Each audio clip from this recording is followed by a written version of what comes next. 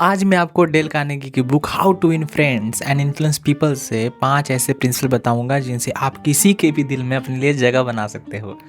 आप सोच रहे होंगे कि ये काफ़ी मुश्किल होगा, लेकिन ऐसा बिल्कुल नहीं है। आपको सिर्फ चाहिए राइट माइंडसेट। कार्नेगी की ये बुक 1936 में पब्लिश हुई थी, लेकिन इस बुक के प्रिंसिपल हमेशा की तरह आज भी पूरी तरह से इफेक्टिव है। So let's begin. Principle number 1, अगर आप चाहते हो कि लोग आपको पसंद करें तो आप उन्हें क्रिटिसाइज मत करो। लोगों को क्रिटिसाइज करने और उनकी गलतियां निकालने से उनका बिहेवियर चेंज नहीं होता और इससे वो कुछ सीखते भी नहीं, क्योंकि इंसान रीजन से नहीं इमोशन से चलता है। और हो सकता है कि आपका क्रिटिसिज्म बिल्कुल सही हो, तब भी उसका वो इफेक्ट नहीं होता है जो आप चाहते हो। आप जिन्हें क्रिटिसाइज करोगे वो आपकी नहीं सुनेंगे, क्योंकि वो अटैक फील करेंगे और इमीडिएटली खुद को डिफेंड करेंगे। क्रिटिसाइज करके शायद आप अपनी भड़ास तो निकाल लो, लेकिन लॉन्ग टर्म में सिर्फ आपका नुकसान होगा।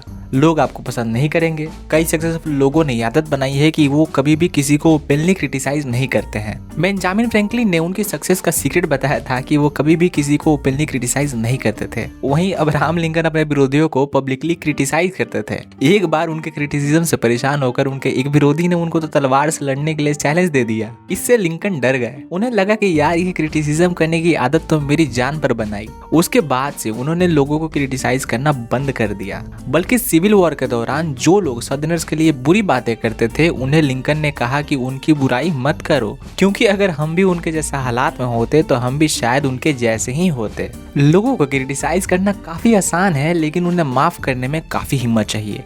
तो अगर आप चाहते हैं कि लोग आपको पसंद करें तो आप लोगों को समझने की कोशिश करो, उनकी गलतियां एक्सेप्ट करो और आप एक रूल बना लो कि आप कभी भी ओपनली उन्हें क्रिटिसाइज नहीं करोगे, क्योंकि ये क्रिटिसिज्म आपके लिए ही बुरा है। प्रिंसिपल नंबर 2, अगर आपसे कोई गलती हुई है तो इमिडिएटली एक्सेप्ट करो।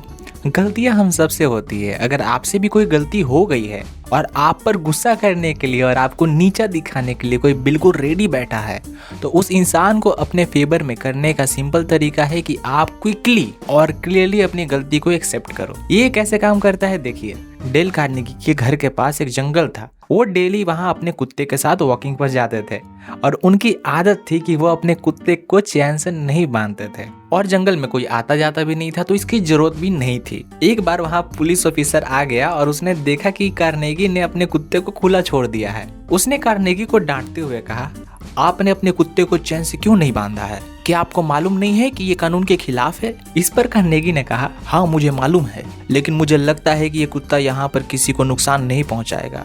इस बात पर पुलिस वाला गुस्सा हो गया।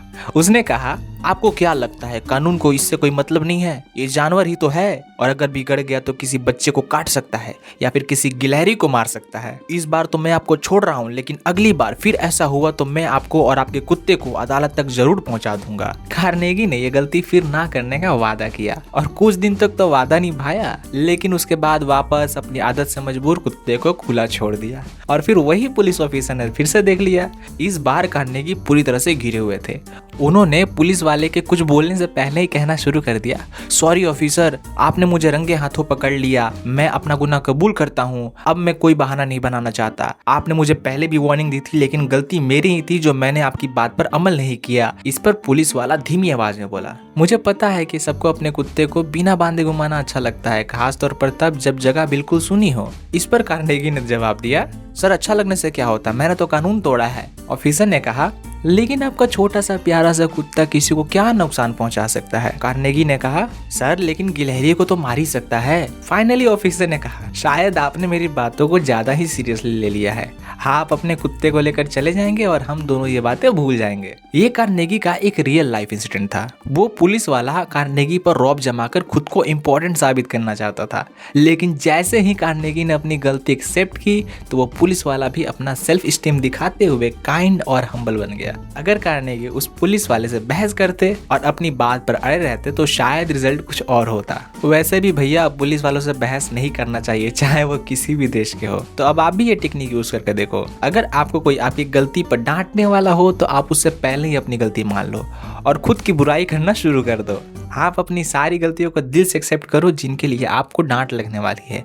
आप ऐसा करोगे तो आपको जो डांटने वाला है वो आपके लिए हम्बल हो जाएगा और आपको माफ कर देगा, जैसा कि उस पुलिस वाले ने किया था। 100 में से 99 टाइम्स ऐसा ही होगा। प्रिंसिपल नंबर 3, अगर आप चाहते हो कि लोग आपकी हेल्प करें तो आप उन्हें अप्रिशिएट करो, यानी उन्हें सराहो। हम सब चाहते हैं कि लोग हमें हमारे काम के लिए अप्रिशिएट करें, हमारी तारीफ करें। हमें अप्रिसिएशन अच्छा लगता है। तारीफ और अप्रिसिएशन की डिजायर इंसान से मुश्किल काम करवा देती है। अप्रिसिएशन के लिए लोग हाईएस्ट माउंटेन पर चढ़ जाते हैं। अप्रिसिएशन की डिजायर सुपरहिट नॉवेल्स लिखवा देती है, 1000 मल्टी-मिलियन डॉलर कंपनी खड़ी करवा देती है। यही एक स्टूडेंट एग्जाम में टॉप करता है ये सोचकर कि उसके पेरेंट उसे अप्रिशिएट करेंगे। तो इससे हमने क्या सीखा?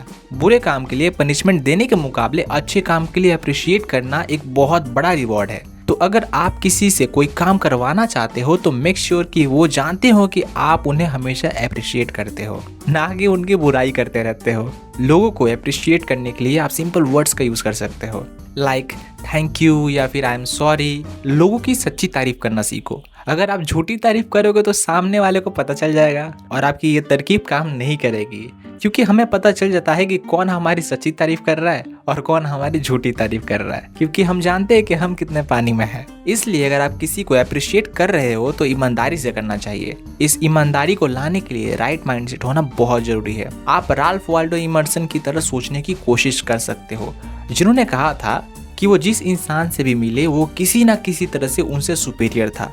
इसलिए हर इंसान से कुछ ना कुछ सीखा जा सकता था और उन्हें अप्रिशिएट किया जा सकता था। तो अगर आप लोगों को सीरियसली लोगे और उन्हें रिस्पेक्ट दोगे तो आपके लिए उनके काम की तारीफ करना आसान हो जाएगा और आप ईमानदारी से अप्रिशिएट कर सकोगे, और इसके बदले में वो आपको पसंद करेंगे, आपके साथ काम करना एंजॉय करेंगे और आपके लिए कुछ भी करने के लिए हमेशा तैयार रहेंगे।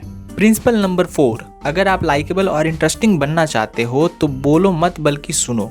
और यहाँ बोलो मत का मीनिंग ये नहीं है कि आप चुपचाप बैठे रहो, बल्कि सामने वाले से क्वेश्चन करो, इनकरेज करो उनके बारे में बताने के लिए। और सुनने का मतलब है कि अगर आप एक डॉक्टर से मिल रहे हो तो उनसे पूछो उनके सबसे अजीब पेशेंट के बारे में। अगर आप एक पियानोइस्ट से मिल रहे हो तो उनसे पूछो कि वो इतना अच्छा पियानो कैसे प्ले कर लेते हैं। अगर आप एक पेंटर से मिल रहे हो तो आप उनकी पेंटिंग की तारीफ करो और ये पूछो कि उनमें इतना अच्छा टैलेंट कहाँ से आया, वो इतने क्रिएटिव कैसे हैं। ना कि आप इंतजार करें कि कब वो अपनी बातें खत्म करे और आप शुरू हो जाए अपने इंटरेस्ट बताने में।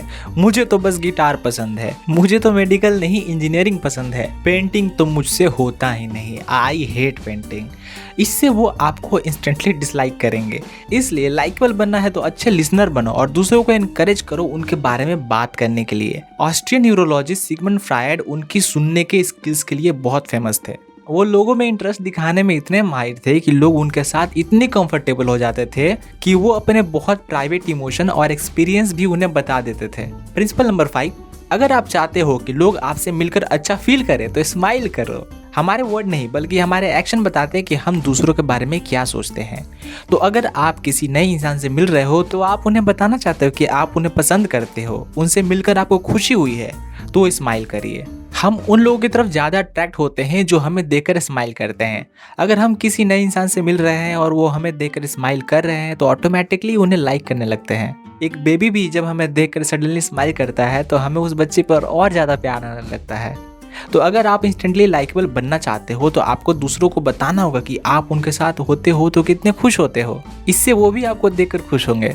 और यह बताने का सबसे सिंपल तरीका है स्माइल। मैंने एक वीडियो में स्माइल करने की बात की तो कुछ लोगों ने स्माइल के कई डिसएडवांटेजेस गिना दिए। अगर आपको लगता है कि स्माइल करने से कुछ नहीं होता और स्माइल करने से पता नहीं लोग क्या क्या सोचते हैं, तो ऐसा करो कि नेक्स्ट टाइम जब भी आप किसी से मिलने जाओ तो बिल्कुल स्माइल मत करो। लटका हुआ सैड फेस लेकर जाओ और फिर देखो कि वो आपको पसंद करते हैं या नहीं। लुक, स्माइल करने से किसी का कुछ बिगड़ता नहीं बल्कि अच्छा फील करवाता है।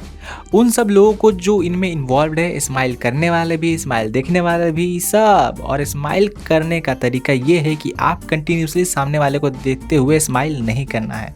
स्माइल कब करना है? जब आपका और सामने वाला का आई कांटेक्ट बने, वो भी आपको देख रहे हो, आप भी उन्हें देख रहे हो, तब आपको स्माइल करना है। पहले से स्माइल करते हुए उन्हें देखते हुए नहीं बैठ जाना है। ये तो बिल्कुल वियर्ड लगेगा, उन्हें लगेगा कि कुछ गड़बड़ है इसमें। एक बार वीडियो को समराइज कर लेते हैं। प्रिंसिपल नंबर 1, लोगों की पसंद बनना है तो उनकी बुराई करना बंद कर दो। प्रिंसिपल नंबर 2, अपनी गलतियां एक्सेप्ट करो। प्रिंसिपल नंबर 3, किसी की हेल्प चाहिए तो उन्हें अप्रिशिएट करो। नंबर 4, दिलचस्प बनना है तो दूसरे लोगों में ईमानदारी से दिलचस्पी लो। नंबर 5, अगर आप चाहते हो कि लोग आपसे मिलकर अच्छा फील करें तो स्माइल करो। So that's it. I hope ये 5 प्रिंसिपल आपके काम आएंगे, आप इन्हें अपने लाइफ में अप्लाई करेंगे और अपने आप को पॉजिटिवली चेंज करेंगे। तो इसी बात पर इस वीडियो को करिए लाइक और इस वीडियो को शेयर करिए दूसरे लोगों के साथ, उन्हें भी एक बेहतर इंसान बनाने के लिए, और इस चैनल को भी सब्सक्राइब कीजिए। Thank you for watching.